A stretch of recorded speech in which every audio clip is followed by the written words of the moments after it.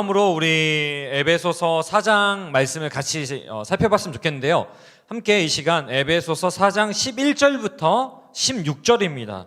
11절부터 16절. GBS 교재는 1절부터 16절까지인데요. 오늘 이 시간에는 11절부터 16절까지 살펴보도록 하겠습니다. 11절부터 16절. 자, 한 목소리로 합독하겠습니다. 그가 어떤 사람은 사도로, 어떤 사람은 선지자로, 어떤 사람은 복음 전하는 자로, 어떤 사람은 목사와 교사로 삼으셨으니 이는 성도를 온전하게 하여 봉사의 일을 하게 하며 그리스도의 몸을 세우려 하심이라.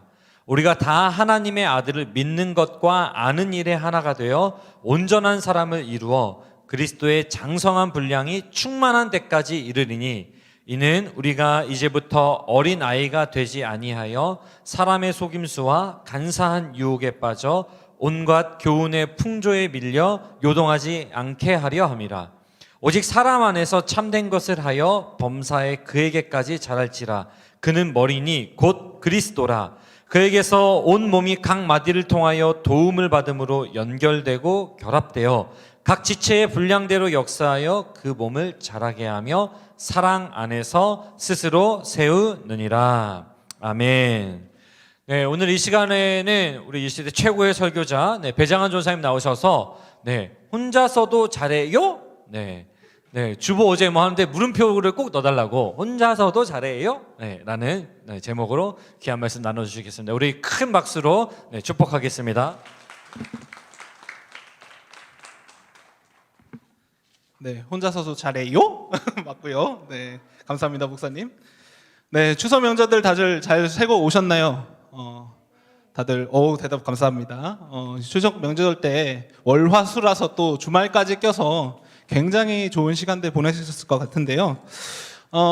근데 코로나 때문에 어떤 지체들 얘기를 들어보니까 어디 이동하지 않고 그냥 혼자서 명절을 보내는 사람들도 있다고 그래요. 근데 이게 이 시대에는 약간 당연하죠? 이상하진 않죠? 그럴 수 있지. 혼자서 보낼 수 있지. 우리에게 그렇게 인식되곤 합니다. 이렇게 우리는 코로나 시대 속에서 혼자 하는 일에 되게 익숙해져 가고 있는데요. 이 비대면의 시대, 혼자 하는 시대가 끝나면 여러분은 뭐가 가장 걱정되시나요? 네.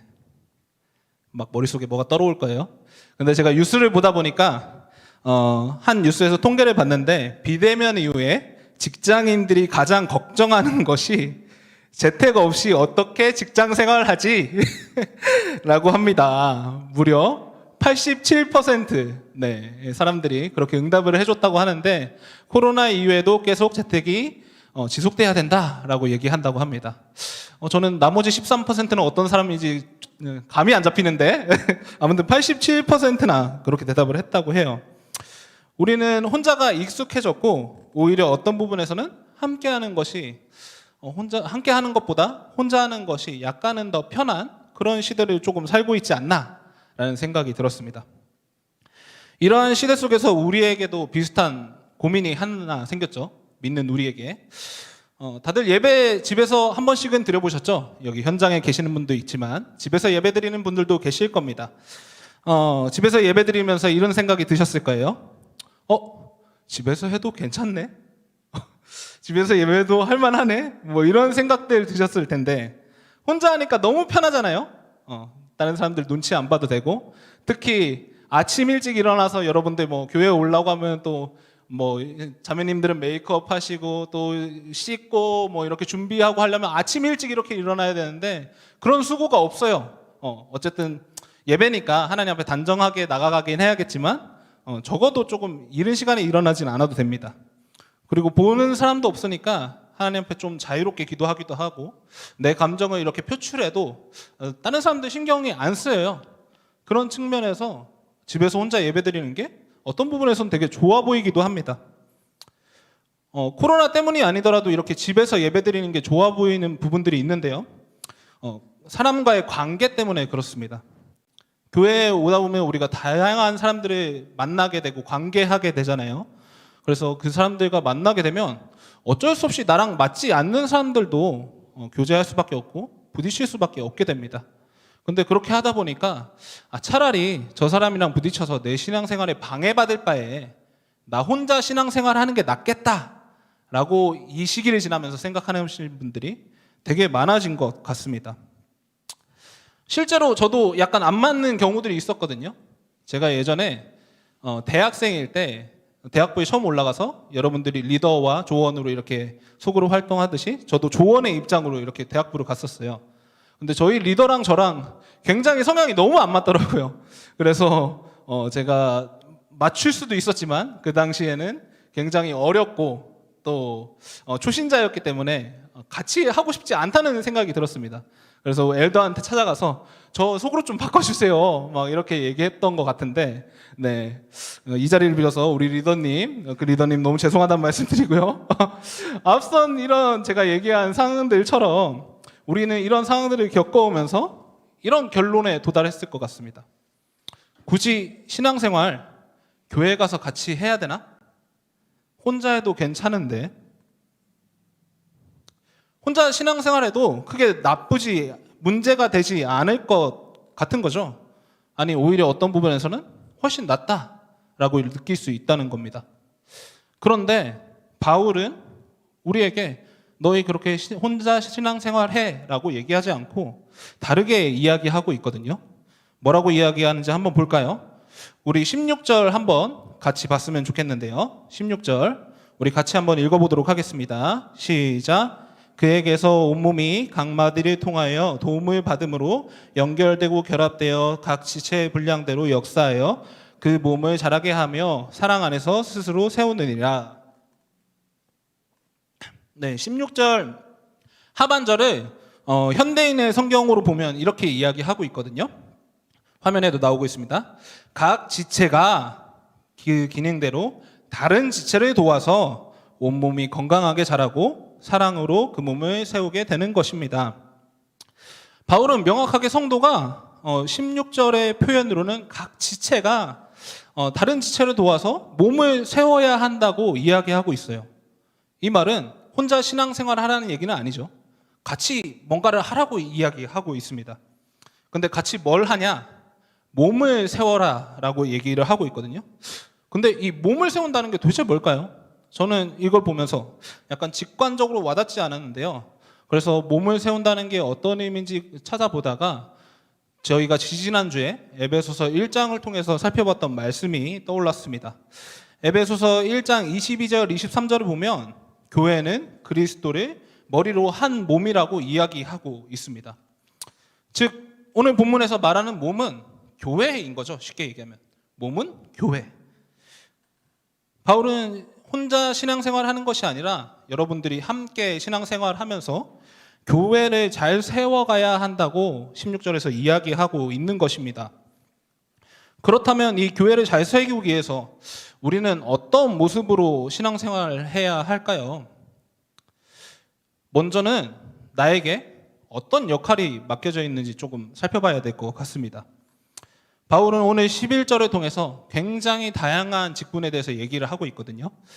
사도, 선지자, 복음을 전하는 자, 목사, 교사, 이런 다양한 사람들이 나옵니다.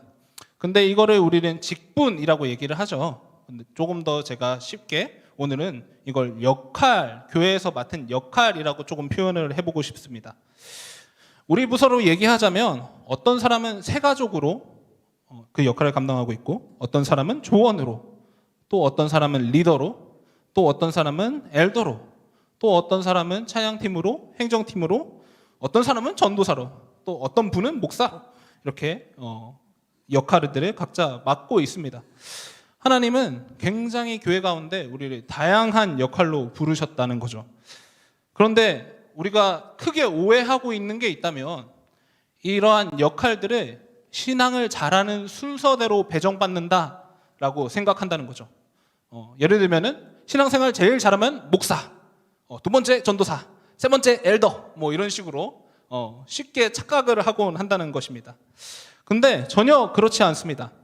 역할이 다른 것뿐이죠. 제가 새 가족처럼 뭔가 신선하고 리프레시한 느낌을 여러분들에게 절대 줄 수 없습니다. 만약에 제가 새 가족 모임 들어가서 삼위일체에 대해서 얘기하고 제가 받은 은혜에 대해서 간증을 한다고 해서 거기에서 신선하거나 리프레시한 느낌이 날 수 있을까요? 어렵죠. 반대로 새 가족이 이 자리에 와서 설교를 한다든지 뭔가를 가르치다고 한다든지 이런 일들은 그분들 입장에서도 쉽지는 않은 일일 것입니다. 이처럼 그냥 감당하고 있는 역할이 다를 뿐이에요. 잘하고 못하고의 차이가 아닌 거죠. 사랑하는 여러분, 여러분들에게 맡겨진 역할은 무엇입니까? 소그룹, 중그룹, 그리고 어떤 교회 안에서의 모임. 여러분들은 그 모임 가운데 각자 맡아야 할 역할을 맡고 있습니다. 그 역할에서 내가 할 수 있는 일은 무엇인지 한번 고민을 해봤으면 좋겠습니다. 거창한 무언가가 아니어도 괜찮거든요. 내가 할 수 있는 일, 내가 조언으로서, 리더로서, 엘더로서 할 수 있는 일, 그런 일들이 뭐가 있는지 한번 생각해봤으면 좋겠습니다. 새 가족들 같은 경우에는 처음에는 굉장히 예상치 못한 질문을 할 때가 많거든요. 그런 걸 보면은 저는 야, 저렇게도 생각할 수 있구나 라는 생각을 하게 됩니다. 그러면서 저런 측면에서 내 신앙을 점검해 봐야겠네. 저런 부분으로 해서 나는 어떻게 생각하고 있을까? 이렇게 점검하고 또 확인하고 성장하는 굉장히 좋은 기회가 됩니다. 그런 질문, 신선한 질문들은 새 가족의 역할인 거예요. 또 조언들의 역할은 뭘까요? 리더들이 소그룹 모임을 인도할 때 거기에 그냥 재면서 대답하는 게 아니라 자기가 느끼고 생각하는 것들을 그냥 있는 그대로 얘기해 줄 수 있는 것, 그런 것들이 어떻게 보면 조언의 역할일 수 있죠. 맞고 틀리는 건 중요하지 않아요.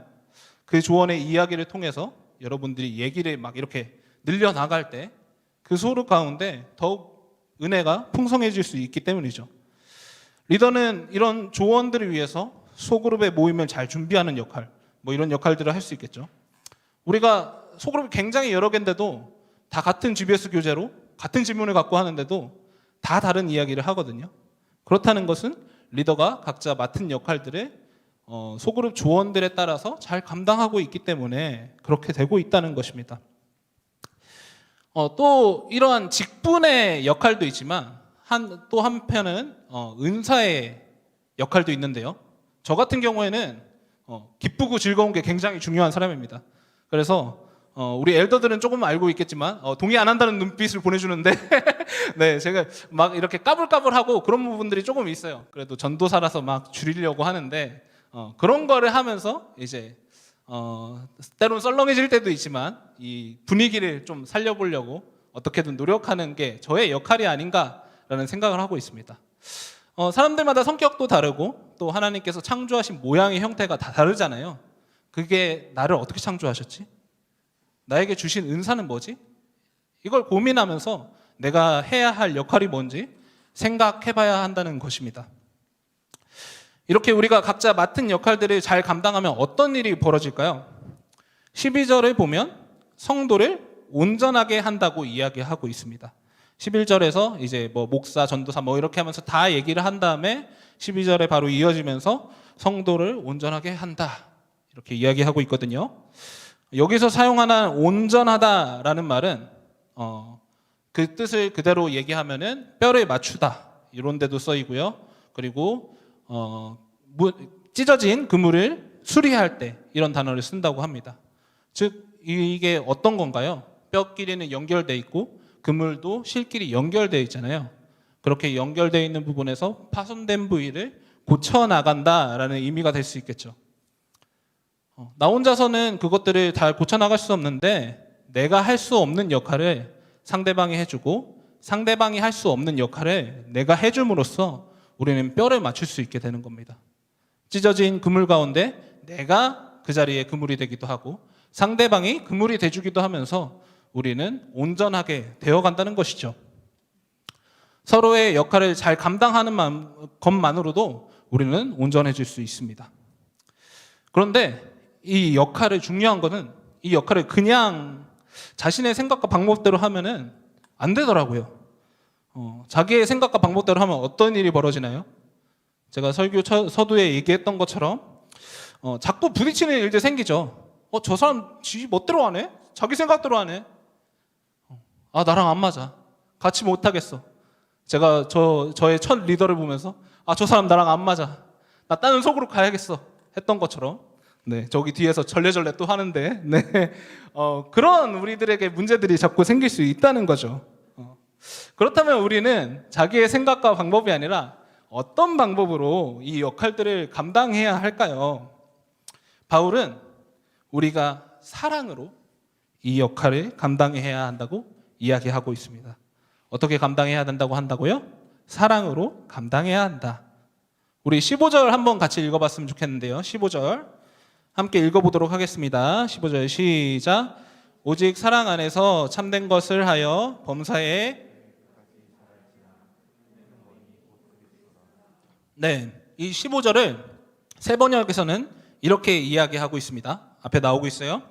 우리는 사랑으로 진리를 말하고 살면서 모든 면에 자라나서 머리가 되시는 그리스도에게까지 다다라야 합니다. 여러분, 몸의 역할이 뭐죠? 여러분들 머리에 달려있는 이 몸의 역할이 뭡니까? 머리가 생각하는 바를, 마음이 생각하는 바를 이루는 것이 바로 몸의 역할입니다. 만약에 제가 저기까지 가고 싶어요. 그럼 머리가 이 생각을 했죠. 저기까지 가야겠다. 그러면은 두 다리가 합을 맞춰서 제대로 가야지만이 저기까지 갈 수 있는 거죠. 몸이 머리의 생각을 반응해서 움직여야지 그것이 바로 올바른 상태다라고 얘기할 수 있습니다. 저는 이런 상태를 몸과 마음이, 몸과 머리가 하나 된 상태라고 생각을 합니다. 이처럼 15절을 통해서 바울은 몸된 교회가 머리된 그리스도와 하나가 되어야 한다라고 이야기하고 있다는 것이죠. 그런데 어떻게 하면 머리된 그리스도에게 다다를 수 있다고요? 아까 말했던 사랑으로 해야지만 머리된 그리스도에게 다가갈 수 있다. 15절에 보면은 오직 사랑 안에서 참된 것을 할 때 머리된 그리스도까지 잘할 수 있다라고 이야기하고 있는 것입니다. 왜냐하면 머리된 그리스도의 모든 목적의 바탕이 사랑으로 되었기 때문이죠. 예수님의 모든 일들의 베이스는 사랑으로 되어 있습니다. 그렇기 때문에 사랑 안에서 여러분들이 맡은 바를 온전히 감당할 때에 교회가 온전히 세워질 수 있다고 바울은 얘기하고 있는 것이죠. 그런데 약간 사랑으로 한다고 하니까 여러분들 맞지. 근데 너무 애매하잖아. 추상적이잖아. 라는 표정으로 저를 찾아보고 계시는데요. 그래서 사랑에 있는 결과와 없는 결과가 어떤 차이가 있는지 한번 제 얘기를 통해서 여러분들에게 나눠보고자 합니다. 조금 부끄러운 얘기인데요. 이 얘기를 할까 말까 고민하다가 그래도 여러분들을 위해서 나 한 몸 부끄러움 말지 라는 생각으로 한번 얘기해 보도록 하겠습니다. 제가 목회자이기 전에 여러분들처럼 엘더를 할 때가 있었어요. 근데 엘더를 되다 보니까 뭔가 막 책임감이 막중해진 느낌이 들더라고요. 그래서 엘더는 어떤 사람이어야 될까 막 엘더를 하기 전에 고민을 했습니다. 그러면서 제 안에 스스로 내린 결론이 엘더는 리더를 리더답게 만드는 사람이다 라는 결론을 세웠어요. 그런 결론을 내렸는데 그렇게 하면서 이제 리더들과 함께 하다 보니까 리더들이 때로는 경건 생활을 못할 때도 있고 조원들의 양육을 잘 못할 때도 있고 이런 게 막 눈에 보이기 시작하는 거예요. 그러다 보니까 저는 리더를 리더로 만드는 사람이잖아요. 그래서 야 니들 그따위로 해도 된대? 네, 그런 식으로 이렇게까지는 안 했을 수도 있어요. 네, 근데 이렇게 혼냈다는 걸 얘기를 하고 싶어요. 리더들이 잘하지 못하니까 야 니네 그렇게 하면 되냐? 그게 맞냐? 라고 하면서 혼냈던 기억이 있습니다. 사랑으로 엘더의 역할을 감당하기보다는 엘더로서의 목표, 그것을 이루기 위해서 엘더의 역할을 감당했던 거죠. 그리고 그 결과는 굉장히 처참했는데요. 네. 1학기가 끝나자마자 모든 리더들이 다 그만뒀습니다. 네, 아파서 그만둔 사람도 있었고 뭐 그런 것도 있었는데 어쨌든 다 그만두게 되었어요. 네, 여러분들 놀라는 표정으로 저를 찾아보시는데 참 부끄럽네요. 네, 그 일이 있고 나서 제가 이제 2학기 때는 어떻게 좀 해야 될까 고민을 되게 많이 하게 되었는데요. 그러면서 발견했던 게 제가 엘더의 역할을 하면서 사랑이 없다라는 것이었습니다. 그래서 2학기 때는 어떠한 경우가 있더라도 내가 이 역할을 사랑으로 감당하자라는 생각을 했었습니다. 리더들이 경건 생활이나 양육에 조금 소홀해도 야 니들 뭐해 이렇게 하는 게 아니라 무슨 일 있어? 내가 도와줄 건 없을까? 그들의 사랑으로 먼저 관심으로 그들을 대하기 시작한 거죠. 그러면서 그들의 이야기를 들어주고 제가 도울 수 있는 도움을 주다 보니까 그들이 자연스럽게 리더로서의 역할들을 잘 감당하고 있더라고요. 그리고 저희는 더 화목하게 지낼 수 있었고 결과적으로 아직도 그 리더들과 잘 연락을 하고 있고 우리 중그룹이 참 재밌고 행복한 중그룹이다라는 얘기들을 다른 중그룹에게 들었던 것 같습니다. 사랑으로 한다는 게 굉장히 별거 아닌 것 같아 보이지만 신기하게도 사랑으로 하면은 우리는 어느 순간인가 그리스도를 닮아가게 되어 있습니다. 오늘 본문의 표현으로 그리스도의 머리 된 분량까지 우리가 자라나게 된다는 것이죠. 사랑하니까 희생하게 되고요. 사랑하니까 헌신하게 됩니다. 그리고 자연스럽게 머리 된 그리스도를 닮아가게 되는 것이죠. 그래서 고린도전서 13장 1절은 이렇게 이야기합니다. 내가 사람의 방언과 천사의 말을 할지라도 사랑이 없으면 소리나는 구리와 울리는 꽹과리가 되고 사랑이 없으면 소리나는 구리와 울리는 꽹과리가 되고 사랑 안에서 맡은 역할을 잘 할 때 그 역할이 진짜 힘을 발휘하게 됩니다. 근데 그 사랑이 없으면 저처럼 결국 실패하게 되더라고요. 우리는 사랑 안에서 이 맡은 역할들을 잘 감당해야만 하는 것입니다. 그리고 이를 통해서 함께 교회를 온전히 세워갈 수 있게 된다는 것이죠.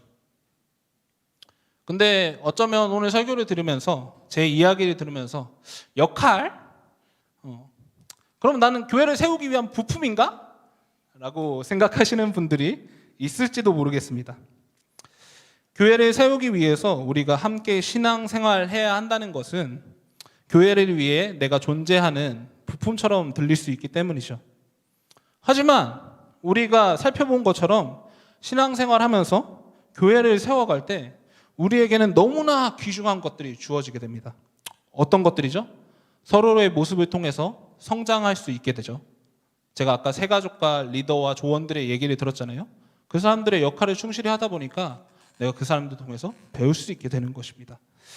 또 아까 말했던 것처럼 제가 사랑으로 하다 보니까 그 사람들의 상황에 관심이 갖게 되고 나도 모르게 자연스럽게 그리스도의 모습으로 변화되는 너무 귀중한 것들을 우리들은 얻게 된다는 거죠. 뭐 할 때요? 함께 신앙생활 할 때요. 소모되는 부품이라기엔 너무나 중요한 것들을 우리는 얻게 됩니다. 하나님께서는 교회를 세워간과 동시에 여러분 한 분 한 분에게 이런 귀한 것들을 선물해 주시기 원합니다. 그렇기에 저와 여러분을 함께 부른 것이죠. 우리가 사랑 안에서 맡겨진 역할들을 잘 감당하면서 그 안에서 함께 은혜를 누리시길 원한다는 것입니다. 사랑하는 여러분, 교회를 세운다고 하면 여러분들은 어떤 이미지가 가장 먼저 떠오르시나요? 오늘 본문의 표현을 빌리면 그리스도의 몸을 세운다는 것, 그것은 어떤 이미지로 떠오르시나요? 우리가 교회를 세운다고 할 때 가장 먼저 떠오르는 것은 직관적으로 교회를 만들어가는 이미지, 이런 이미지라고 생각이 됩니다. 교회에서 지금 1만 성도 파송운동을 준비하고 있잖아요. 그래서 29교회를 어디다가 세울지, 그 안에 어떤 부서를 구축할지, 또 그 안에 성도들을 위해서 어떤 시스템을 만들어갈지, 이런 것들을 고민하고 만들어가는 과정을 우리는 교회를 세운다는 이미지로 보통 생각하곤 합니다.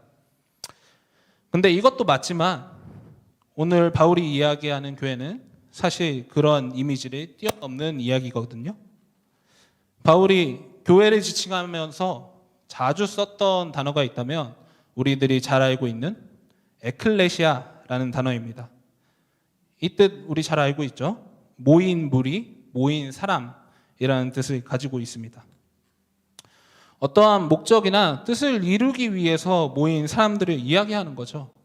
그래서 이 에클레시아는 사실 교회에만 사용된 단어가 아니라 그 당시에 국가적으로 엄청 중요한 거를 이루기 위해서 결정하기 위해서 모인 사람들, 그 사람들을 에클레시아라고 지칭하기도 했다고 해요. 즉 바울이 말하는 교회는 제가 아까 말했던 건물이나 조직체의 이야기보다는 하나님의 뜻을 이루기 위한 사람들의 모인 사람들, 이것을 지칭하는 말이 바로 에클레시아, 교회인 것입니다. 즉 사람이 교회라고 얘기하고 있는 거죠. 사랑하는 여러분 한 사람 한 사람이 작은 교회입니다. 하나님께서 그렇게 우리를 불러주셨습니다. 그렇게 올바른 교회가 세워지기 위해서는 작은 교회인 여러분과 제가 온전히 세워져야 합니다. 어떻게 온전히 세워질 수 있다고 했죠? 우리 설교를 통해서 살펴본 것처럼 내가 맡은 역할, 그 역할을 사랑으로 온전히 잘 감당해낼 때 교회는 온전히 세워질 수 있습니다. 오늘 교회를 몸이라고 비유했는데요. 작은 교회인 여러분들은 세포 하나하나입니다. 그 세포 하나하나가 건강한 상태가 되어서 몸을 구성한다면 그 몸은 건강한 몸이 될 것입니다. 하나님이 원하시는 그리스도를 머리로 한 교회가 될 수 있을 것입니다. 그러기 위해서 각자 맡은 역할을 사랑으로 잘 감당해 봅시다. 오늘 소그룹 시간에 여러분들이 할 수 있는 일들, 내가 할 수 있는 일들 조원들과 함께 나눠보면서 너희를 위해서 내가 이렇게 해볼게. 너는 어떻게 해볼 수 있을까? 나는 이렇게 해보고 싶어. 이런 얘기들을 풍성히 나누면서 그걸 사랑으로 해나가겠다고 함께 기도하는 시간을 가지시기 바랍니다. 내게 맡겨진 역할을 사랑으로 잘 감당하면 우리 소그룹이, 더 나아가서 중그룹이, 더 나아가서 청년예비 공동체가 머리 된 그리스도에게까지 자라나는 기쁨을 맛보게 될 것입니다. 무엇보다 교회인 내 자신이, 여러분 자신이 그리스도를 온전하게 닮아가게 될 줄 믿습니다.